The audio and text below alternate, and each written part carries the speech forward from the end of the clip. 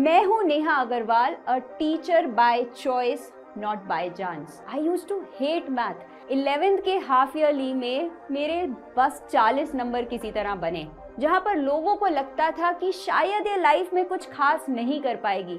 एक चीज लाइफ में जरूर सीखी है, यू हैव टू बी जिद्दी if you want to follow your dreams. एक फंडा बहुत सिंपल था कि मुझे ये करके तो देखना है, एंड यस, एक टीचर 100% लाइफ में बनना है।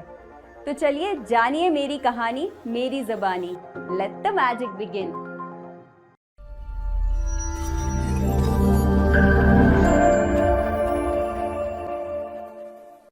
तो जिस तरह की नेहा मैम को आज आप लोग देखते हैं, एक कॉन्फिडेंट टीचर जो बड़े बिंदास तरीके से मैथ्स पढ़ाती है, मैं बचपन से ऐसी नहीं थी।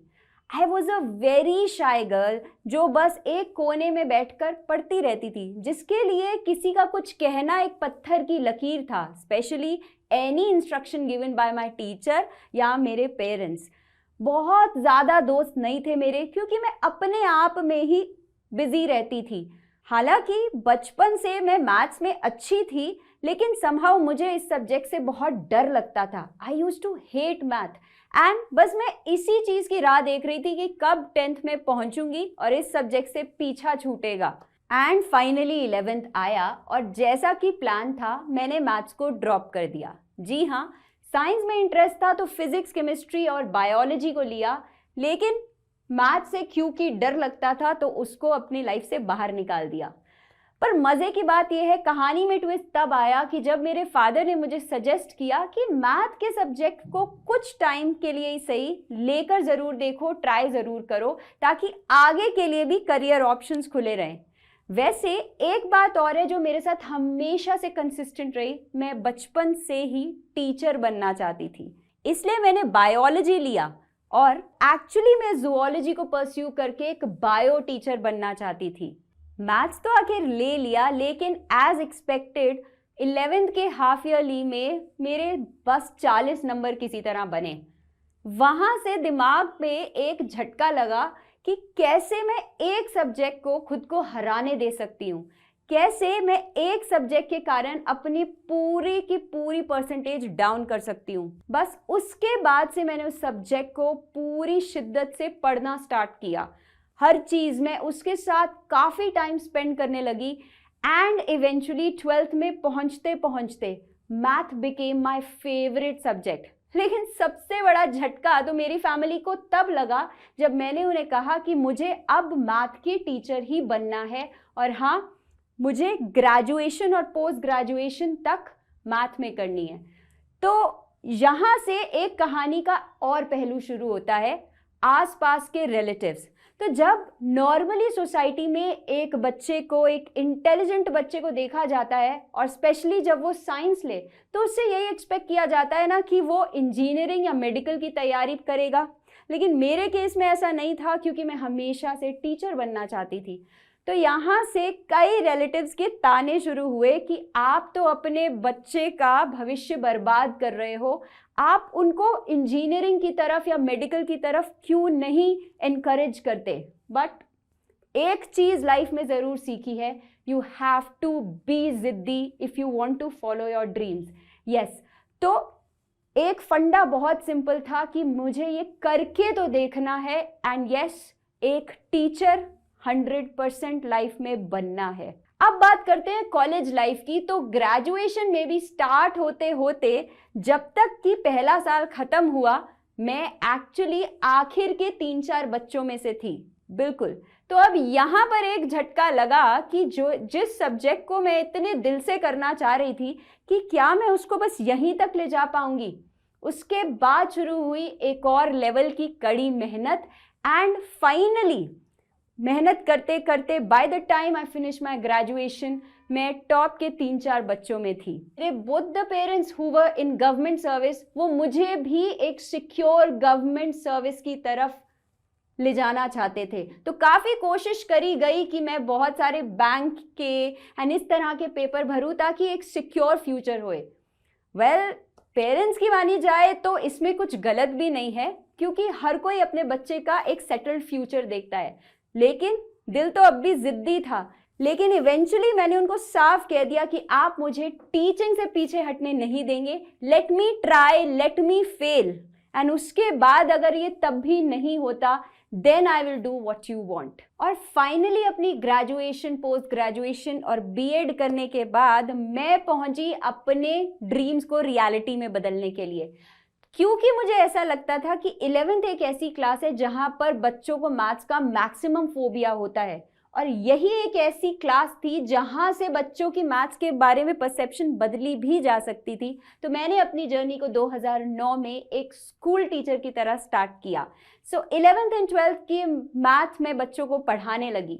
लेकिन यहाँ भी लाइफ इतनी आसान कहाँ थी, क्योंकि मुझे एक साल में इवेंचुअली हेड ऑफ डिपार्टमेंट बना दिया गया, तो कुछ कुछ अंदर शुरू हो गया स्कूल में। इवेंचुअली मुझे मेरी पहली जॉब से ये कहकर निकाला गया कि तेरा तो लाइफ में कुछ नहीं हो पाएगा, तू सिर्फ घर बैठेगी और कुछ नहीं कर पाएगी।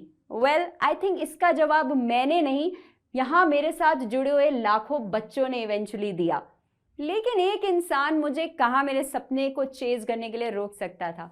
तो मैंने वापस से इस जर्नी को शुरू किया, स्कूल में वापस पढ़ाना शुरू किया, और उसके साथ साथ बच्चों को आईआईटी के लिए भी, इंजीनियरिंग कॉलेजेस के लिए भी प्रिपेयर करने लगी। अब यहाँ एक बहुत इंटरेस्टिंग सवाल आने लगा लोगों का कि जब आप खुद आईआईटी से नहीं हो, जब आप खुद इंजीनियर नहीं हो, तो आप उन बच्चों को मैथ कैसे पढ़ा सकते हो? वेल, मेरा मानना ये था कि आईआईटी में कोई पढ़ाने की ट्रेनिंग नहीं दी जाती। मुझे मेरे सब्जेक्ट से प्यार था, मुझे हर वक्त उसको इम्प्रूव करने की और चीज़ें लर्न करने की एक हमेशा से इच्छा रहती थी। एंड यस, मेरा कनेक्ट बच्चों से इसलिए इतना स्ट्रांग बना क्योंकि मैं खुद उस बैकग्राउंड से आई थी जहाँ पर मुझे मैथ से डर लगता था। तो समहाउ मुझे लगता था कि यार किस बच्चे को कहाँ मेरी मदद चाहिए होगी, and I used to blend my teaching style accordingly. तो यहाँ से अपनी जर्नी को लेते लेते लेते इवेंचुअली एक टाइम ऐसा आया जब मैंने रियलाइज किया कि बच्चे जब पढ़ना चाहते हैं, अपने डाउट्स पूछना चाहते हैं, शायद हर वक्त मैं वहाँ अवेलेबल नहीं थी। हालांकि बिफोर द एग्जाम्स मैं हमेशा कोशिश करती थी कि ज़्यादा से ज़्यादा टाइम स्टे बैक करके या किसी भी चीज़ की तरह उनको ज़्यादा से ज़्यादा अपना टाइम दे पाऊँ, लेकिन ये हर वक्त पॉसिबल नहीं था। तब दिमाग में एक बात आई कि काश मैं एक ऐसा रिसोर्स तैयार कर सकूं जहां पे जो बच्चा जब चाहे, जो चैप्टर चाहे, वो अपनी ईज पे पढ़ सकता है। तो 2017 में YouTube सडनली चर्चा में आने लगा, and that is how I decided कि चलिए इस चीज को YouTube पे ट्राई किया जाए। वैसे आपको जान के हैरानी होगी कि मुझे बिल्कुल भी टेक्नोलॉजी का अंदाजा नहीं था। YouTube was very new for me. ना मुझे कोई एडिटिंग करनी आती थी, ना मुझे कोई रिकॉर्डिंग करनी आती थी। तो यहाँ पर शुरुआत करी हमने एक छोटे से मोबाइल फ़ोन के साथ और कुछ 2-3 छोटी सी लाइट्स के साथ।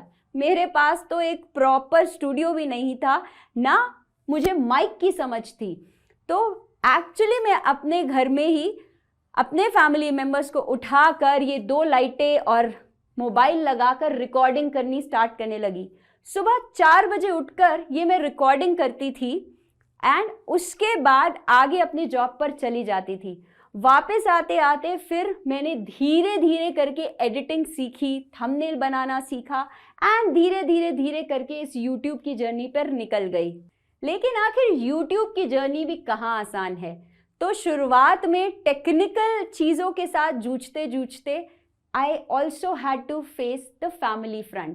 Yes, मेरा बेटा उस वक्त सिर्फ 1 साल का था, प्लस मेरी अपनी जॉब थी एंड बहुत चीज़ें सीखनी पड़ती थी। तो सुबह 4 बजे उठकर मैं रिकॉर्डिंग करती थी एक छोटे से कमरे में, एंड उसके बाद अपनी फैमिली को देखते देखते फिर मैं अपनी जॉब के लिए निकल जाती थी। शाम को आकर फिर यही कुछ टाइम फैमिली के साथ स्पेंड करके मैं एडिटिंग सीखती थी। धीरे धीरे धीरे करके इन चीज़ों को मैंने आगे बढ़ाना शुरू किया।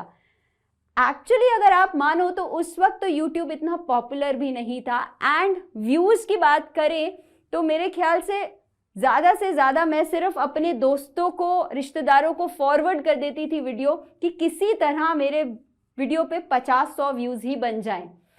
लेकिन मजे की बात यहाँ पर ये है कि फैमिली हालांकि मेरी बहुत ज़्यादा सपोर्टिव थी, लेकिन कई रिश्तेदार और फ्रेंड से मैंने काफ़ी ताने सुने, जैसे कि अगर तुम्हारे पास इतना टाइम है तो थोड़ी ट्यूशन्स लेकर 4 पैसे और कमा लो, जैसे कि यूट्यूब से आखिर तुमको इनकम क्या आ रही है, या फिर जैसे कि 1000 सब्सक्राइबर होते ही पूरे कि तुम तो सेलिब्रिटी बन गई हो, अब पार्टी कहाँ पर दे रही हो। Yes, so actually I heard each and everything, लेकिन जिद यहाँ पर बंद नहीं हुई। एक सिंपल सा लॉजिक था कि अपना कर्म करते रहो, कभी ना कभी फल जरूर मिलेगा।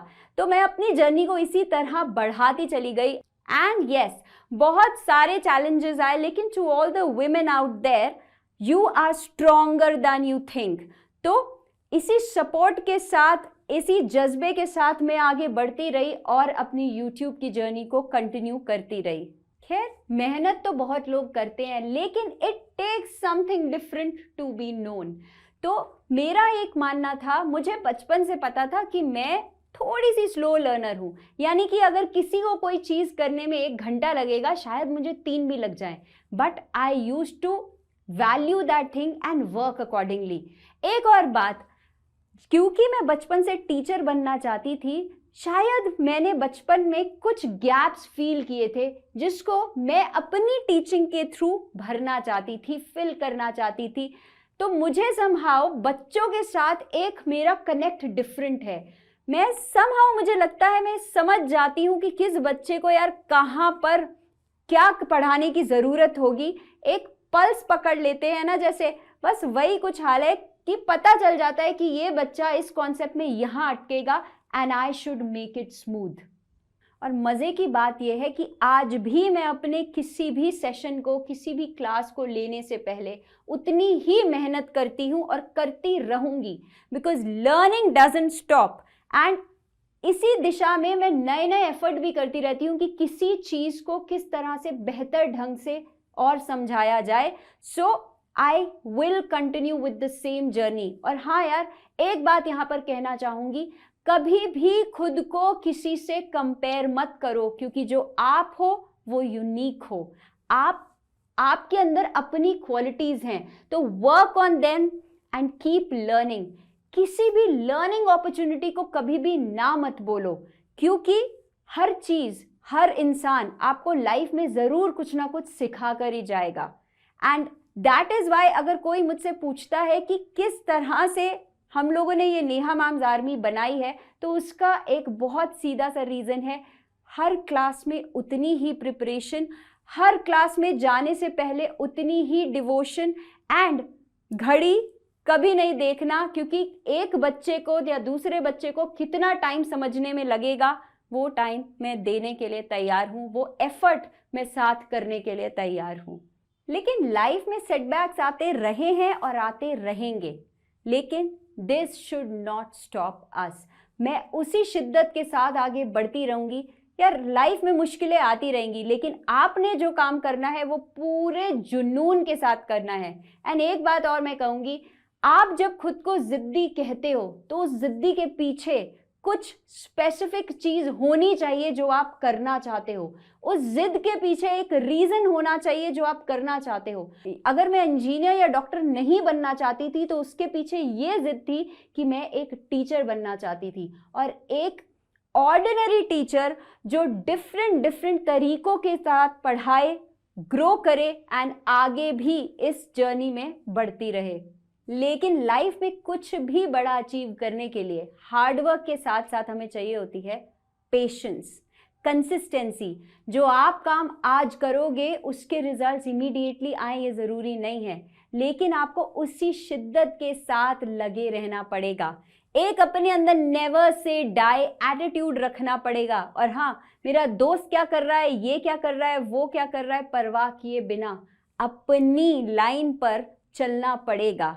एंड ऑफ कोर्स एक सबसे बड़ी बात, if you want to achieve anything in life, आपको लाइफ भर एक लर्नर बनना पड़ेगा, क्योंकि जहां आप सोच लेते हो बॉस कि मुझे सब आ गया, बस वहीं से अपना डाउनफॉल स्टार्ट हो जाता है। So keep learning, keep shining. This is Neha Agarwal signing off. Bye bye.